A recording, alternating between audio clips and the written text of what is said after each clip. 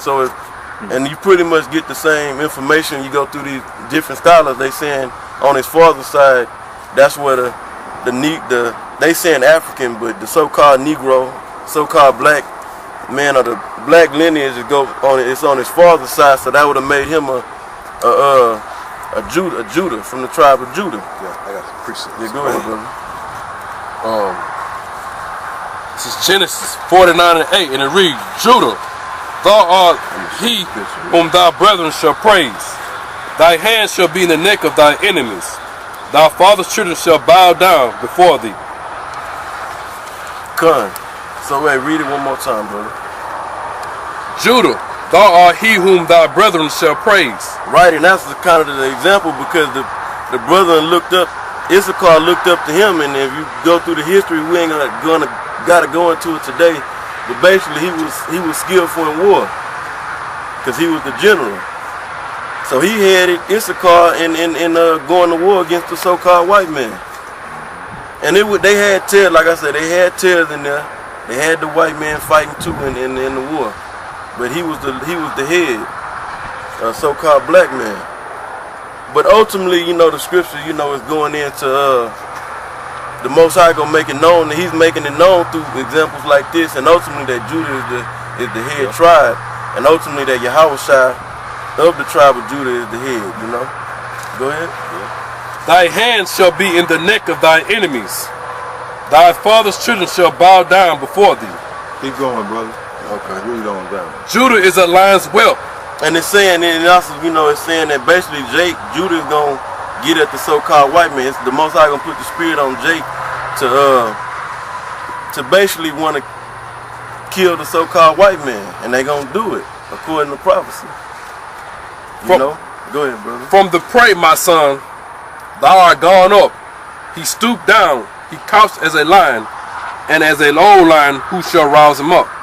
That's the point I wanted to get. Who shall rouse him up? Because Jake is the head tribe, so when Jake get roused up, the other tribes gonna follow suit, just like they followed Guerrero. Because you had Gad, Issachar, and some Reubenites was in Texas, man, and at that time fighting like the brother was going to, and there was tares in there. Of course, you know that the Spaniards had ruled in that land, so you know they spread seed.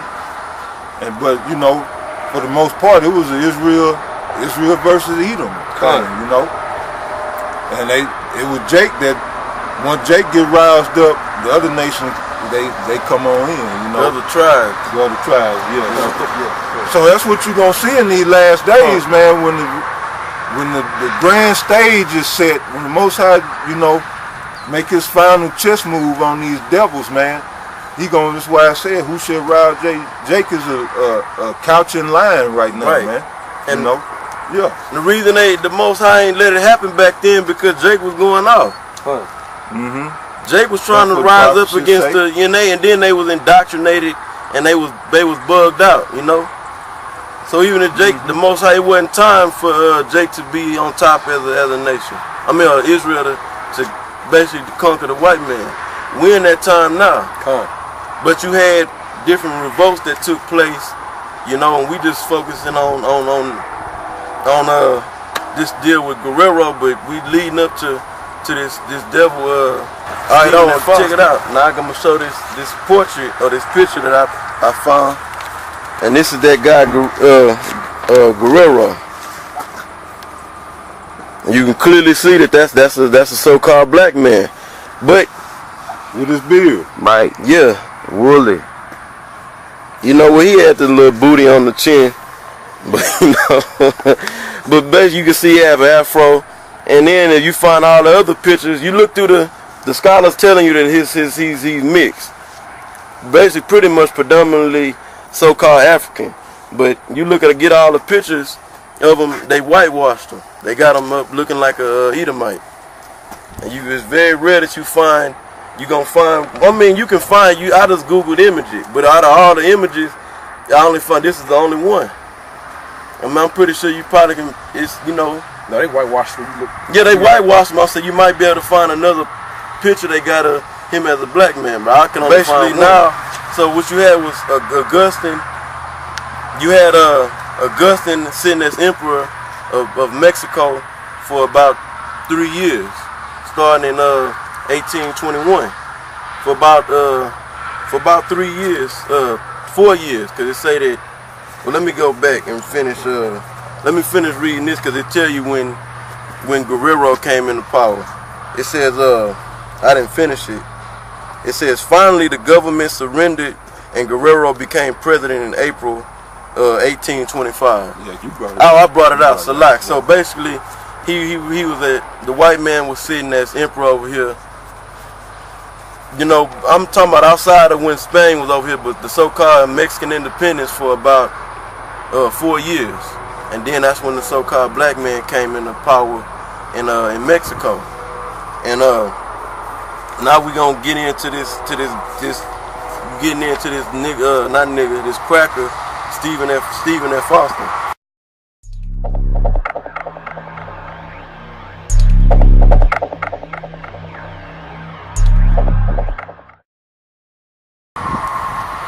I want you to go into this article first. Okay. You know, because basically what happened was, now that they had, I'm gonna brief you.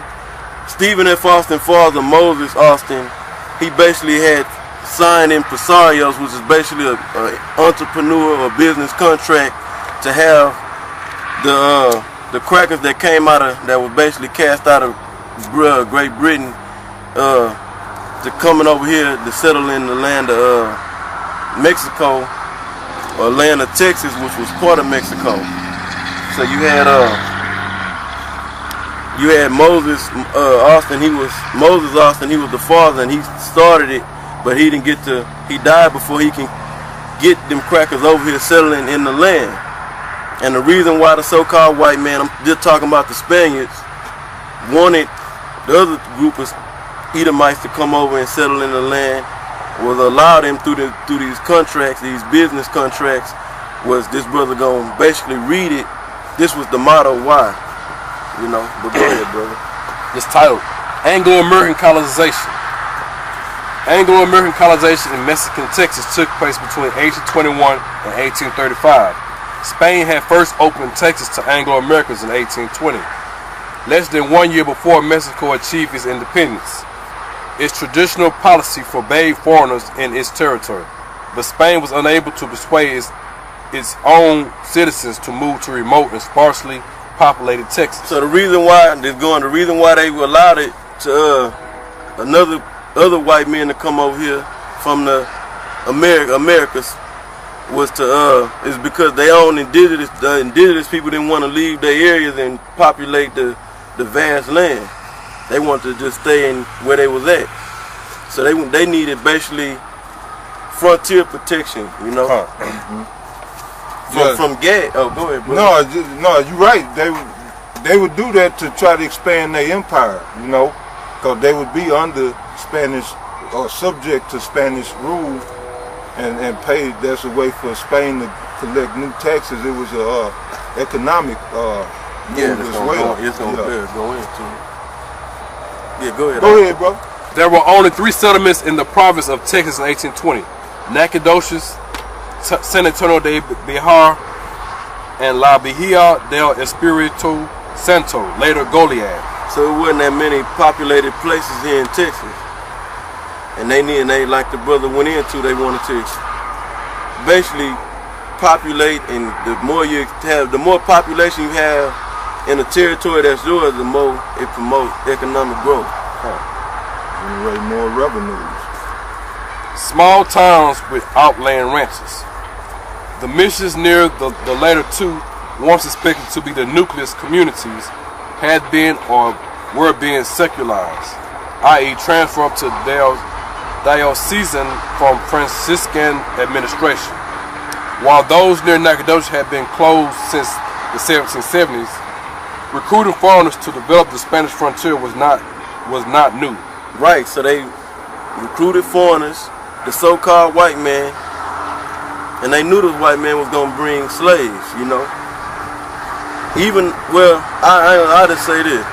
Basically the so-called white man and the white man Esau, under saying they Americans, settlers, Puritans, and all that garbage, they brought Jake, you know, as slaves. But as frontiermen. It's gonna go into it, I think. Yeah, go ahead. As early as the 1790s, Spain invited Anglo-Americans to settle in Upper Louisiana, Missouri, for the same reason. Oh, I'm sorry, they don't go into it on that document. Because they had problems with Gad. Gad was steady going up and causing contention against the Spaniards. You know, against the Mexican government. So, you know, they wanted basically frontiersmen to basically fight against Gad if they try to cross the territories, for lack of better words. Or Gad was in the territory, but they was caught. So basically, you know, if they crossed the territory and the ones in the land, you know, with their uproars to deal with Gad. So go ahead. The foreigners were to be Catholic, industrious, and willing to become Spanish citizens in return for generous land grants. Spain expected the new settlers to increase economic development and help deter the aggressive and mobile plans Indians such as the Comanches and Kiowas. Oh, it did go into it.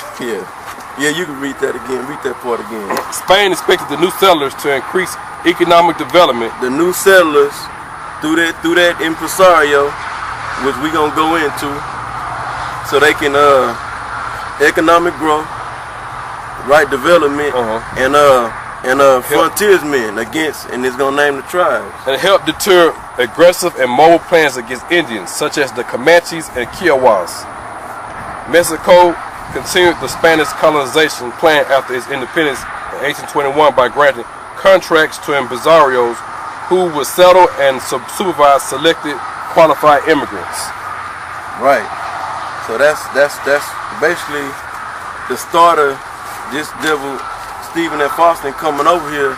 He was granted. Well, we gonna read it. This brother can read through it, and it's gonna explain it. You know. What it was that yeah, go ahead. Moses Austin got his impresario from the Spanish government. Right. He died almost about the same time that the Issachar won their independence from Spain.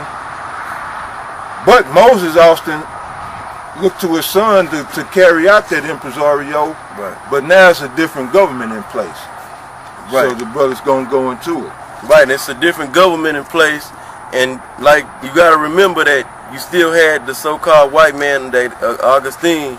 He was ruling for a period.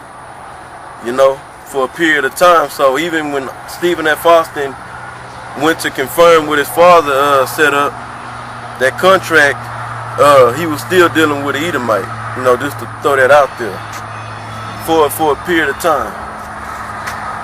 But go ahead, read it out. Okay, do this part here. Yeah, you can read that. Impresario Austin. Austin's plan for a colony was thrown to turmoil by the independence of Mexico from Spain in 1821. Governor Martinez informed Austin that the Junta Instruente, the new rump Congress of the government of Augustin de Iturbide of Mexico, refused to recognize the land grant authorized by Spain, based on a new policy of using a general immigration law to regulate new settlement in Mexico. Austin traveled to Mexico and managed to persuade the Junta Instruente to approve the grant to his father, as well as the law signed by the Mexican Emperor on January 3rd, 1823. Right, and the Mexican emperor at that time, it was Augustine. So basically, he sought up a deal, conjured up a deal for him to get the land grant to come into get families to come into the land, Edomite families. Go ahead, brother. The old imperial law offered heads of families a league and a labor of land, 4,605 acres, and other inducements. It also provided for the employment of agents, called impresarios, to promote immigration. As impresario, Austin himself was to receive 67,000 acres of land, for each 200 families he introduced.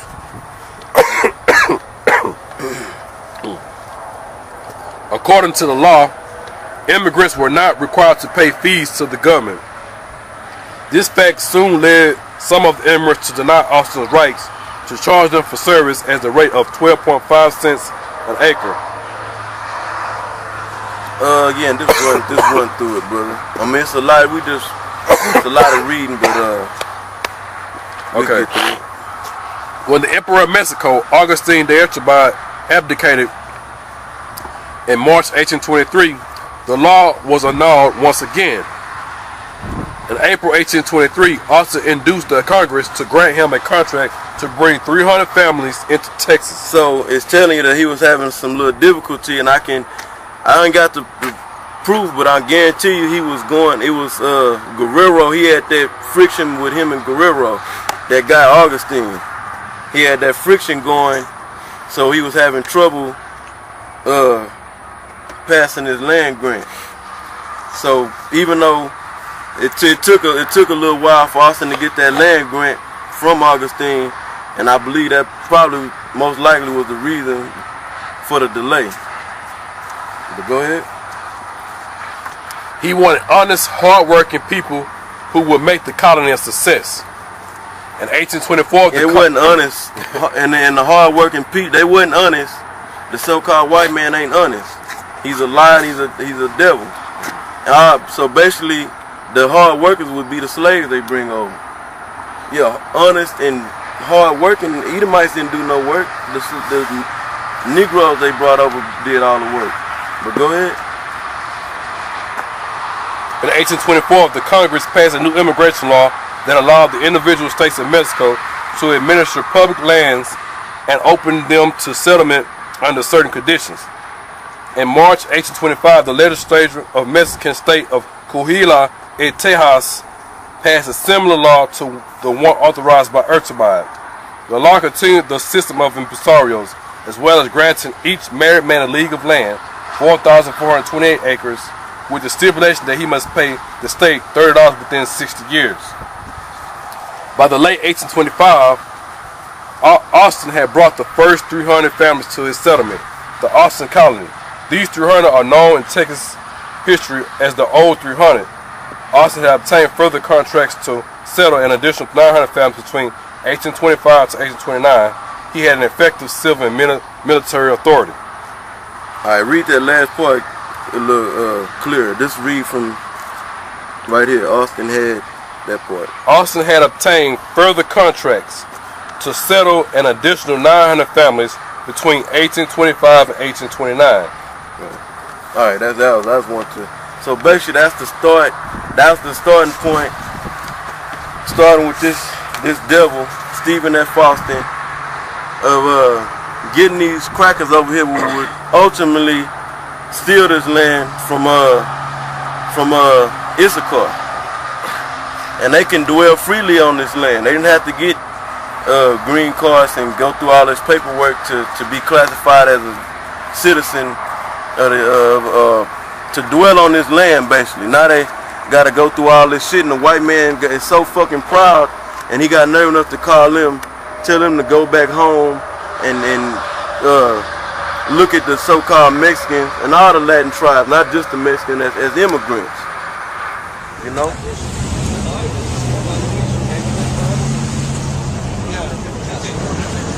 And see what they say. That lady down there in the white t-shirt. She said, will you watch me first? I said, sure.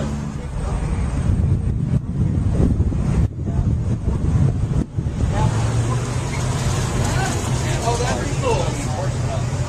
Thank you.